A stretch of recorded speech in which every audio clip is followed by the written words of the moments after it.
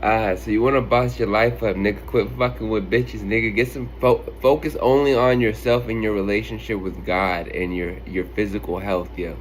Focus on your push-ups, your stretching, and then focus even on the alignment in your joints, yo. And then focus on the breath as it hits your nostrils and as it turns around at the bottom of your stomach.